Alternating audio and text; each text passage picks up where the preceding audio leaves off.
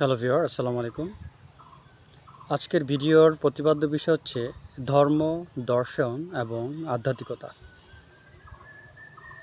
ধর্ম বলতে আমরা বুঝি যে যে রিচুয়াল অ্যাক্টিভিটিসগুলো আছে, ধর্মীয় অনুশাসন আছে, যেমন আমাদের ইসলাম ধর্মে নামাজ, কালাম, হজ, জাকাত, রোজা, এই সকল বিধিবিধানগুলো মেনে চলা, অন্যায় থেকে দূরে থাকা, ভালো কাজ করা, সৎ কাজ করা। এক কথা যদি বলতে চাই, হালাল এবং হারামকে মেনে চলাই হচ্ছে ধর্ম। মানে আমি বিষয়টি ডিফাইন করার জন্য, সংজ্ঞায়িত করার জন্য একটু ছোট করেই বললাম। ধর্ম বলতে আমরা এটাই বুঝি, ধর্মীয় গ্রন্থে যা বলা আছে, আমাদের পবিত্র কোরআন শরীফে যা বলা আছে, হাদিস শরীফে যা বলা আছে, সেগুলোকে হুবহু মেনে চলা এবং জীবনে সেটিকে বাস্তবে রূপদান করা, এটি হচ্ছে আমাদের ধর্মের কাজ। এরকম যার যার ধর্ম আছে সবাই এইভাবেই ধর্মকে অনুসরণ করে থাকেন। কেউ খ্রিশ্চান, কেউ ইহুদি, কেউ হিন্দু, এভাবে জগতে অনেক ধর্ম আছে। সবাই তাদের নিজ নিজ ধর্মীয় গ্রন্থ অনুসারে তারা জীবনযাপন করে থাকেন।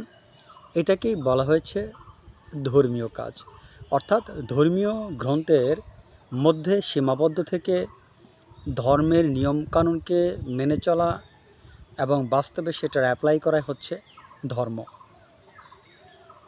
তার মানে এখানে একজন ধার্মিক ব্যক্তি তার ধর্মকে খুব শক্ত করে আঁকড়ে ধরেন এবং ব্যক্তিগত জীবনে তিনি মুক্তির পথ হিসাবে এটাকে তিনি বেছে নেন এবং তিনি এভাবে জীবনযাপন করাটাই তার কাছে শ্রেয় বা উৎকৃষ্ট বা উত্তম বলে মনে হয়, বা বলতে পারি আমরা বেস্ট বলে মনে হয়। তাহলে ধর্ম বলতে আমরা কি বুঝলাম? ধর্মীয় গ্রন্থ আঁকড়ে ধরা এবং সেটাকে মেনে চলাই হচ্ছে ধর্মের কাজ বা একজন ধার্মিকের কাজ। ধর্ম বলতে কিন্তু আমরা মূলত এটাই বুঝি, ধর্ম হচ্ছে এটাই। আমরা যারা মুসলমান তারা এইভাবেই কিন্তু ধর্মকে অনুসরণ করে থাকি, পবিত্র কোরআন হাদিস মেনেই আমরা জীবনযাপন করে থাকি। এখন নেক্সট স্টেপটা হচ্ছে দর্শন। দর্শনটা কি? দর্শন হচ্ছে এমন জিনিস, ধর্মটা কেন এটা করতে বলছে তার একটা প্রপার ব্যাখ্যা দর্শন দিয়ে থাকে। একজন ধার্মিক তিনি কোনো প্রকার বিচার বিশ্লেষণ ছাড়াই ধর্মকে আঁকড়ে ধরেন, হুবহু তিনি ধর্মকে আঁকড়ে ধরেন, সেটাকে প্রয়োগ করেন এবং এটাই তার কাছে বেস্ট ওয়ে বলতে মনে হয়, তার কাছে এটাই সর্বোৎকৃষ্ট মনে হয়। দর্শন বলে কেন এটা ধর্ম বলেছে, দর্শন করে কি ওইটার কারণটাকে অ্যানালাইজ করে, কারণটাকে বোঝার, ব্যাখ্যা করার চেষ্টা করে। এটা হচ্ছে দর্শনের কাজ। পৃথিবীর প্রতিটা ধর্মেরই একটা দর্শন থাকে। আপনি যদি হিন্দু ধর্ম নিয়ে স্টাডি করেন, হিন্দু ধর্মেরও কিন্তু দর্শন আছে, যেটাকে আমরা বলে থাকি বেদান্ত দর্শন। আমাদের ইসলাম ধর্মেরও কিন্তু একটা দর্শন আছে, যেটাকে আমরা বলি সুফিজম বা আধ্যাত্মিকতা। প্রতিটি ধর্মেরই একটি দর্শন থাকে। দার্শনিকরা ওই ধর্মের যে জিস্ট, ধর্মের যে মূল কথাটা, ধর্মের যে অ্যাকচুয়াল ব্যাখ্যাটা, ধর্মের যে আসল উদ্দেশ্যটা, সেটাকে তারা দর্শনের মাধ্যমে ফুটিয়ে তোলেন, দর্শনের মাধ্যমে মানুষকে বোঝানোর চেষ্টা করেন। যেমন ভারতের যে হিন্দু ধর্ম আছে, এই হিন্দু ধর্মের প্রপার ব্যাখ্যাটা আপনি পাবেন শুধুমাত্র বেদান্ত দর্শনের মাধ্যমে। আপনি যদি বেদান্ত দর্শন সম্পর্কে আপনার জ্ঞান থাকে, তাহলে হিন্দু ধর্মের অ্যাকচুয়ালিটি আপনি জানতে পারবেন। আদারওয়াইজ হিন্দু ধর্মটা আপনার কাছে অনেকটাই অগ্রহণযোগ্য হতে পারে। কিন্তু যখন আপনি হিন্দু ধর্মটাকে অ্যানালাইজ করবেন, যখন আপনি হিন্দু ধর্মটাকে দর্শনের সাহায্যে ব্যাখ্যা করবেন, অর্থাৎ বেদান্ত দর্শনের মাধ্যমে আপনি যখন হিন্দু ধর্মের অ্যাকচুয়ালিটি জানবেন, তখন দেখবেন ধর্মটা কতটা ইজিলি অ্যাকসেপ্টেড, কত সহজেই গ্রহণ করা যায় এবং কতটাই যুক্তিসম্মত, কতটাই বাস্তবসম্মত। সো দর্শন ছাড়া কিন্তু ধর্মকে প্রপারলি জানা যায় না। একইভাবে আমরা বলতে পারি আমাদের ইসলাম ধর্মও কিন্তু একইভাবে, ইসলাম ধর্মের প্রপার ডেফিনেশন, এটা সম্পর্কে ভালো জানা, এটার জন্য কিন্তু আমাদের ইসলাম ধর্মের যে দর্শনটা আছে সেটা পড়তে হবে। ইসলাম ধর্মের দর্শন বলতে আমরা বুঝে থাকি একটা স্পেশাল ব্রাঞ্চ, এই ব্রাঞ্চ হচ্ছে সুফিজম বা আধ্যাত্মিকতা। আর এই সুফিজম বা আধ্যাত্মিকতা বিষয়ে আপনি যদি জ্ঞান অর্জন করতে পারেন, তাহলে ইসলামের অ্যাকচুয়াল ব্যাখ্যাটা কী চাচ্ছে, ইসলাম কি বোঝাতে চাচ্ছে, আমাদের পবিত্র কোরআন এবং হাদিস আমাদের কাছে মেইনলি কী চাচ্ছে, তাহলে সেটা আপনি বুঝতে পারবেন। আর এই ইসলামের আধ্যাত্মিকতার ক্ষেত্রে সবচেয়ে বেশি অবদান রেখেছেন আপনার ইমাম আল গাজ্জালি রহমতুল্লাহ আলাইহি, মাওলানা জালালউদ্দিন রুমি রহমতুল্লাহ আলাইহি এবং সাম্প্রতিক আমাদের পাক ভারত উপমহাদেশের বিশিষ্ট দার্শনিক ডক্টর আল্লামা ইকবাল, এরকম অনেক আছেন। আমি এই সংক্ষিপ্ত ভিডিওতে সবার নাম উল্লেখ করছি না। সিমিলারলি আপনি যদি হিন্দু ধর্মের দর্শন জানতে চান তাহলে আপনাকে বেদান্ত দর্শন স্টাডি করতে হবে। হিন্দু ধর্মের দর্শনের হিন্দু ধর্মের যে অ্যাকচুয়াল দর্শনটা সেটাকে কিন্তু প্রস্ফুটিত করেছেন, সেটাকে হাইলাইট করেছেন, সেটা মানুষের কাছে সুন্দরভাবে তুলে ধরেছেন স্বামী বিবেকানন্দ। তিনি হিন্দু ধর্মের অ্যাকচুয়াল ব্যাখ্যাটাকে তুলে ধরেছেন। তিনি যেভাবে হিন্দু ধর্মের ব্যাখ্যাটাকে তুলে ধরেছেন সেটা কিন্তু জগতের বিভিন্ন জায়গায় খুব মর্যাদার সাথে অ্যাকসেপ্টেড হয়েছে। ইভেন আমেরিকা, ইংল্যান্ড, বিভিন্ন জায়গায় তার এই মতবাদ কিন্তু সুপ্রতিষ্ঠিত হয়েছে। পাবলিক, জনগণ হিন্দু ধর্মের অ্যাকচুয়ালিটি জানতে পেরেছেন। আরেকটা মজার বিষয়, হিন্দু ধর্মের যে বেদান্ত দর্শনটা আছে, এই বেদান্ত দর্শনের মূল বিষয়বস্তু কিন্তু আবার আরও সহজ করে প্রকাশ করেছেন আমাদের কবিগুরু রবীন্দ্রনাথ ঠাকুর। উনি তার গীতাঞ্জলি গ্রন্থে কিন্তু বেদান্ত দর্শনের মূল কথাটা তিনি ভক্তিযোগের মাধ্যমে প্রস্ফুটিত করেছেন। যাই হোক, ভিডিওটি সেখানে গেলাম না। আমার কিন্তু আলোচনার বিষয়বস্তু হচ্ছে ধর্ম, দর্শন এবং আধ্যাত্মিকতা। তো দর্শনটাকে আমরা বুঝতে পারলাম, ধর্মটাকে প্রপারলি ব্যাখ্যা করা। এখন আপনি যদি দর্শন না জানেন তাহলে ধর্মের কিন্তু আপনি অ্যাকচুয়ালিটি জানতে পারবেন না, ধর্মের মজাটা আপনি পাবেন না। ধর্মের যে একটা মজা আছে সেটা যারা দর্শনটাকে স্টাডি করে তারাই কিন্তু প্রপারলি মজাটা পেয়ে থাকে। সো শুধু ধর্ম জানলে হবে না, আপনাকে দর্শন জানতে হবে। যদি আপনি দর্শনটা জানেন তাহলে কিন্তু আপনি খুব সহজেই ধর্মকে পরিচালনা করতে পারবেন এবং আপনার জীবনটা আরও আনন্দময় হবে এবং আপনার প্রতিটি কার্যকলাপ ফ্রুটফুল হবে, আপনার কাছে আনন্দময় হবে। আর আপনি যদি দর্শন না জেনে জাস্ট ধর্মটাকে হুবহু মেনে চলার চেষ্টা করেন তাহলে আপনার কাছে এটা অতটা ইন্টারেস্টিং মনে হবে না। এই জন্য একজন ধার্মিকের উচিত ধর্মীয় গ্রন্থের পাশাপাশি দর্শনটা স্টাডি করা, দর্শনটা প্রপারলি ব্যাখ্যা করে যে কেন আমরা এই ধর্মটা পালন করছি। যিনি দার্শনিক উনি কিন্তু যিনি ধর্ম বিষয়ে স্টাডি করেন, ধর্মের দর্শনটা স্টাডি করেন, উনি কিন্তু ধর্মের অ্যাকচুয়াল ব্যাখ্যাটা উনি জানতে পারেন এবং তিনি কিন্তু খুব সহজেই মহান আল্লাহ তাআলার নৈকট্য অর্জন করতে পারেন। দেখা যায় যিনি ধর্ম এবং দর্শন দুটোই জানেন তার জন্য ধর্ম পালন করা যেমন সহজ, তেমনি মহান আল্লাহ তাআলার নৈকট্য অর্জন করা তার জন্য অনেক অনেক সহজ হয়ে যায়। অন দ্য আদার হ্যান্ড, যিনি দর্শন না জেনে শুধু ধর্মকে পালন করেন তার জন্য কিন্তু মহান আল্লাহ তাআলার নৈকট্য অর্জন করা সম্ভব হলেও সেটা অনেক একটা লং প্রসেস হয়ে যায় এবং দীর্ঘমেয়াদী হয়ে যায়, এমনকি এই জীবদ্দশায় তার পক্ষে সম্ভব নাও হতে পারে। এজন্য যারা ওলি আল্লাহ ছিলেন, যারা আপনার সুফি ছিলেন, তারা কিন্তু ধর্মীয় দর্শনকে তারা মেনে চলেছিলেন, যার কারণে তারা খুব সহজেই কিন্তু মহান আল্লাহ তাআলার নৈকট্য অর্জন করতে পেরেছিলেন। একজন পীর সাহেব যিনি আধ্যাত্মিক গুরু, তাকেও কিন্তু দর্শন জানতে হবে, তা না হলে তিনি কিন্তু তার মুরিদদেরকে, তার শিষ্যদেরকে প্রপারলি তিনি লিড দিতে পারবেন না, এটা কোয়াইট ইম্পসিবল। 3 নম্বর বিষয়টা হচ্ছে আধ্যাত্মিকতা।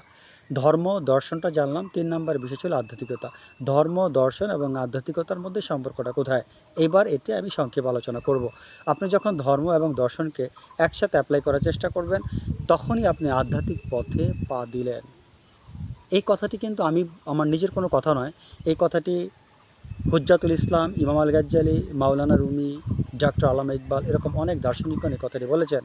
তার মানে ধর্ম এবং দর্শনকে যখন আপনি অ্যামালগেশন করবেন, যখন আপনি একসাথে করবেন এবং সেটাকে যখন আপনি আপনার ব্যক্তিগত জীবনে প্রয়োগ করবেন তখনই আপনি আধ্যাত্মিকতার পথে পা দিলেন। আধ্যাত্মিকতার কাজ কি? আধ্যাত্মিকতা হচ্ছে কি, সর্বোচ্চ জ্ঞান আপনাকে দিবে। অর্থাৎ ধর্ম এবং দর্শনের মাধ্যমে আপনি যা জেনেছেন তার চূড়ান্ত রূপ হচ্ছে আধ্যাত্মিকতা। যখন আপনি আধ্যাত্মিকতা চর্চার মাধ্যমে, সাধনার মাধ্যমে, কঠোর সাধনার মাধ্যমে আপনি যখন আপনার আত্ম উপলব্ধি করবেন, আপনি যখন মহান আল্লাহ তাআলার নৈকট্য অর্জন করবেন, তখন ধর্ম আপনার কাছে প্রয়োজন নেই, দর্শন আপনার কাছে প্রয়োজন নেই, আপনার জন্য কোনো ধর্মগ্রন্থ প্রয়োজন নেই। বরং বলা যেতে পারে আপনি নিজেই একটা ধর্মগ্রন্থ। কথাটি অবাক করা হতে পারে, আপনি নিজেই একটা ধর্মগ্রন্থ বলতে আমি এটাই মিন করছি যে আপনার মধ্যে একটা প্রপারলি সেট আপ চলে আসছে, মহান আল্লাহ তাআলা আপনাকে দিয়ে দিয়েছেন। এখন আপনার কথা, আপনার কাজ, আপনার কোনো কিছুই এমন কিছু হওয়া সম্ভব নয় যেটা ধর্মীয় নির্দেশনার বাইরে যেতে পারে। কেননা আপনি মহান আল্লাহ তাআলার নৈকট্য অর্জন করার পরে আপনার জন্য আর কোনো প্রকার অন্যায় কাজ করা, আপনার জন্য ধর্মের বাইরে কোনো কাজ করা সম্ভব নয়। আপনাকে আলাদা ধর্ম স্টাডি করতে হবে না। আপনার মধ্যে মহান আল্লাহ তাআলা এমন জ্ঞান দিয়ে দিবেন, আপনি তখন নিজেই বুঝতে পারবেন এটা ভুল নাকি এটা সঠিক, এটা অন্যায় নাকি এটা ন্যায়। আপনাকে আলাদা করে ফিকহ শাস্ত্র পড়তে হবে না, হাদিস পড়তে হবে না, পবিত্র কোরআন পড়তে হবে না। আপনার মধ্যে এগুলো এমনিতেই কাজ করবে। আপনার জন্য আলাদা স্টাডি করার প্রয়োজন নেই, কেননা আপনি নিজেই জ্ঞানের সমুদ্র। বরং আপনার কাছে লোকেরা আসবে জ্ঞানের জন্য, আপনি হয়ে যাবেন জ্ঞানের আধার, আপনি হয়ে যাবেন জ্ঞানের উৎস। তখন কোনো পার্টিকুলার কিতাব আপনার পড়তে হবে না, কিতাব থেকেও আপনাকে শিক্ষা দিতে হবে না। লোকেরা আপনার কাছে আসলেই তারা আলোর সন্ধান পেয়ে যাবে, কারণ আপনি নিজেই হচ্ছেন আলোকিত। বিষয়টা বুঝতে হবে। এই ধরনের এনলাইটেনমেন্ট যারা, আলোকিত ব্যক্তি যারা, তারা পুরো জগতের জন্য আশীর্বাদ। এইরকম ব্যক্তিকেই পবিত্র হাদিস শরীফে কিন্তু আলেম বলা হয়েছে।